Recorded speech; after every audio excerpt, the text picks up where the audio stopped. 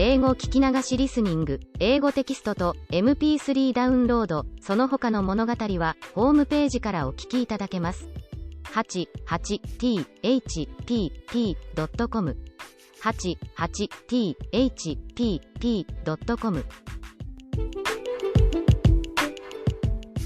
Dear Daddy Longlegs. Is it snowing where you are? All the world that I see from my tower is draped in white and the flakes are coming down as big as popcorns. It's late afternoon, the sun is just setting, a cold yellow color, behind some colder violet hills, and I am up in my window seat using the last light to write to you. Your 5 gold pieces were a surprise. I'm not used to receiving Christmas presents. You have already given me such lots of things, everything I have, you know, that I don't quite feel that I deserve extras. But I like them just the same. Do you want to know what I bought with my money?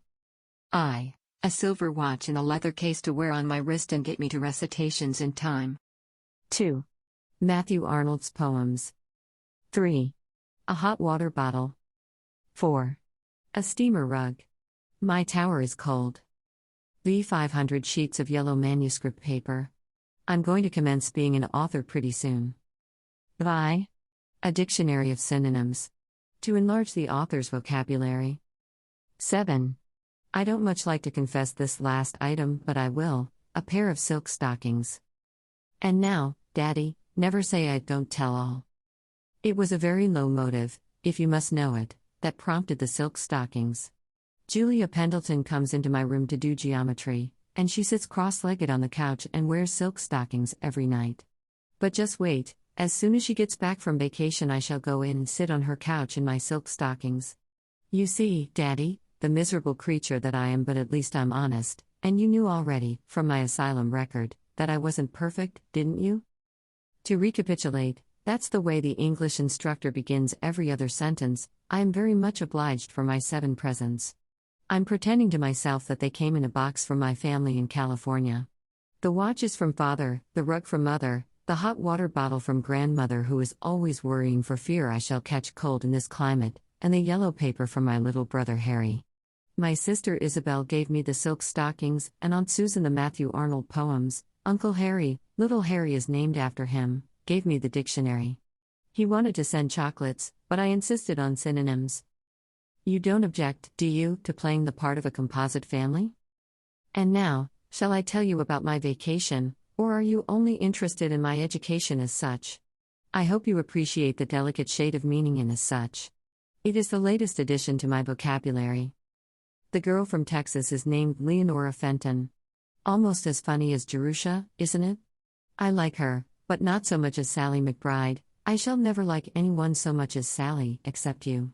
I must always like you the best of all, because you're my whole family rolled into one. Leonora and I and 2 sophomores have walked cross-country every pleasant day and explored the whole neighborhood, dressed in short skirts and knit jackets and caps, and carrying shiny sticks to whack things with. Once we walked into town, 4 miles, and stopped at a restaurant where the college girls go for dinner. Broiled lobster, 35 cents, and for dessert, buckwheat cakes and maple syrup, 15 cents. Nourishing and cheap.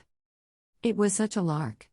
Especially for me, because it was so awfully different from the asylum. I feel like an escaped convict every time I leave the campus. Before I thought, I started to tell the others what an experience I was having. The cat was almost out of the bag when I grabbed it by its tail and pulled it back. It's awfully hard for me not to tell everything I know. I'm a very confiding soul by nature. If I didn't have you to tell things to, I'd burst.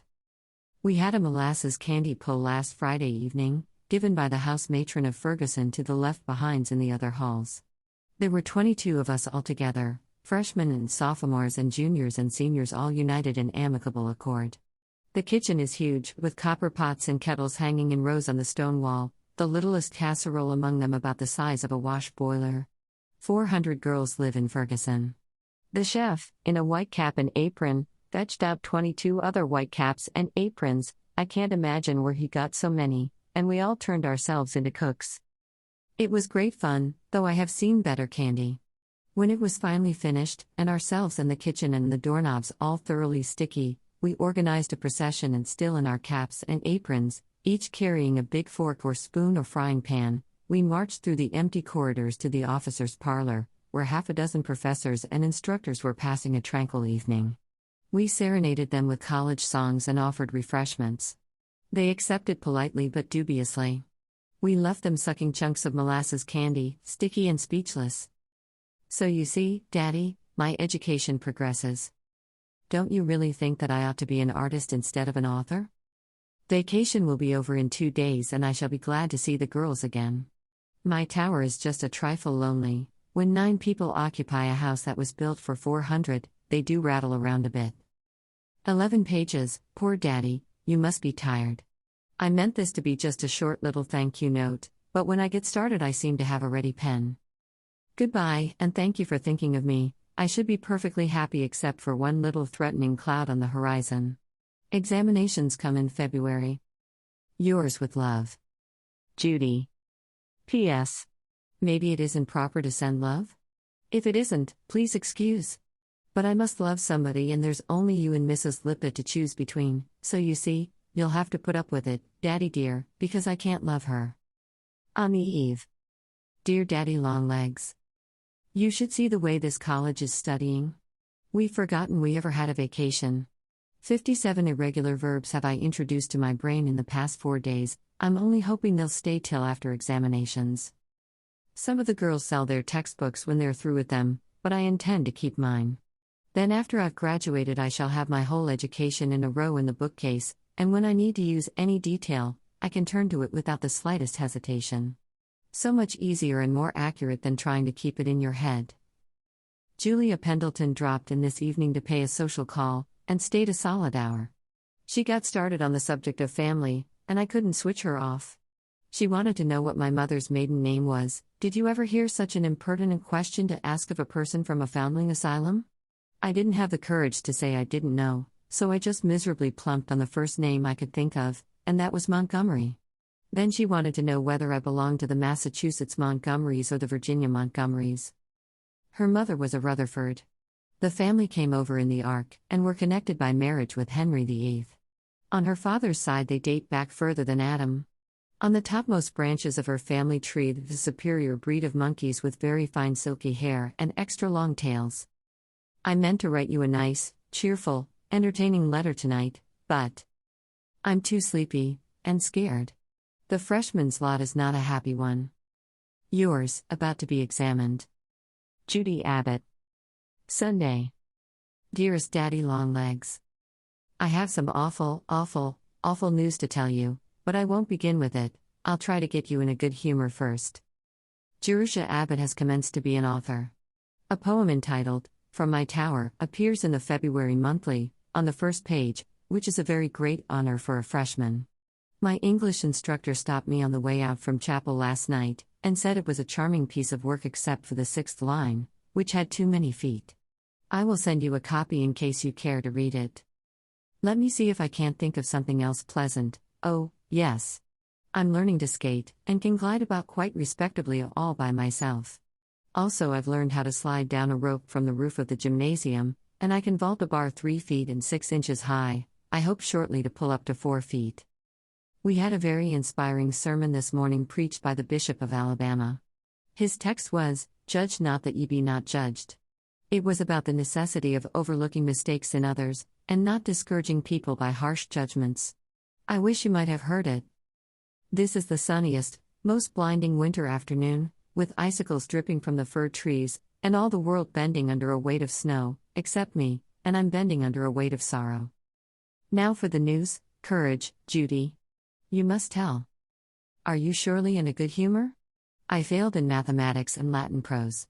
I'm tutoring in them, and will take another examination next month. I'm sorry if you're disappointed, but otherwise I don't care a bit because I've learned such a lot of things not mentioned in the catalog. I've read 17 novels and bushels of poetry, really necessary novels like Vanity Fair and Richard Feverel and Alice in Wonderland. Also Emerson's essays and Lockhart's Life of Scott and the first volume of Gibbon's Roman Empire and half of Benvenuto Cellini's life. Wasn't he entertaining? He used to saunter out and casually kill a man before breakfast. So you see, Daddy, I'm much more intelligent than if I'd just stuck to Latin. Will you forgive me this once if I promise never to fail again? Yours in sackcloth, Judy. Dear Daddy Longlegs. This is an extra letter in the middle of the month because I'm rather lonely tonight. It's awfully stormy. All the lights are out on the campus, but I drank black coffee and I can't go to sleep. I had a supper party this evening consisting of Sally and Julia and Leonora Fenton, and sardines and toasted muffins and salad and fudge and coffee. Julia said she'd had a good time, but Sally stayed to help wash the dishes. I might, very usefully, put some time on Latin tonight, but, there's no doubt about it, I'm a very languid Latin scholar. We finished Livy and De Senectude and are now engaged with De Amicitia, pronounced Dam Isitia. Should you mind, just for a little while, pretending you are my grandmother? Sally has one and Julia and Leonora each two, and they were all comparing them tonight. I can't think of anything I'd rather have, it's such a respectable relationship. So, if you really don't object, when I went into town yesterday, I saw the sweetest cap of Cluny lace trimmed with lavender ribbon. I'm going to make you a present of it on your 83rd birthday. Exclamation mark. That's the clock in the chapel tower striking 12. I believe I am sleepy after all. Good night, Granny. I love you dearly. Judy. The Ides of March. Dear D. L. L. I am studying Latin prose composition. I have been studying it. I shall be studying it. I shall be about to have been studying it. My re-examination comes the 7th hour next Tuesday, and I am going to pass or bust. So you may expect to hear from me next, whole and happy and free from conditions, or in fragments. I will write a respectable letter when it's over. Tonight I have a pressing engagement with the ablative absolute. Yours, in evident haste. J. A.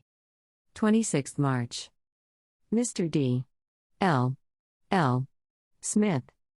Sir, you never answer any questions, you never show the slightest interest in anything I do. You are probably the horridest one of all those horrid trustees, and the reason you are educating me is, not because you care a bit about me, but from a sense of duty. I don't know a single thing about you. I don't even know your name. It is very uninspiring writing to a thing. I haven't a doubt but that. You throw my letters into the wastebasket without reading them. Hereafter I shall write only about work. My re-examinations in Latin and geometry came last week. I passed them both and am now free from conditions. Yours truly. Jerusha Abbott. 2nd April. Dear Daddy Longlegs. I am a beast. Please forget about that dreadful letter I sent you last week. I was feeling terribly lonely and miserable and sore-throaty the night I wrote. I didn't know it, but I was just sickening for tonsillitis and grippe and lots of things mixed. I'm in the infirmary now, and I've been here for 6 days. This is the first time they would let me sit up and have a pen and paper. The head nurse is very bossy. But I've been thinking about it all the time and I shan't get well until you forgive me. Here is a picture of the way I look, with a bandage tied around my head and rabbit's ears. Doesn't that arouse your sympathy? I'm having sublingual gland swelling. And I've been studying physiology all the year without ever hearing of sublingual glands. How futile a thing is education. I can't write anymore. I get rather shaky when I sit up too long. Please forgive me for being impertinent and ungrateful. I was badly brought up. Yours with love. Judy Abbott. 英語聞き流しリスニング、英語テキストと MP3 ダウンロード、その他の物語はホームページからお聞きいただけます。88thpp.com 88thpp.com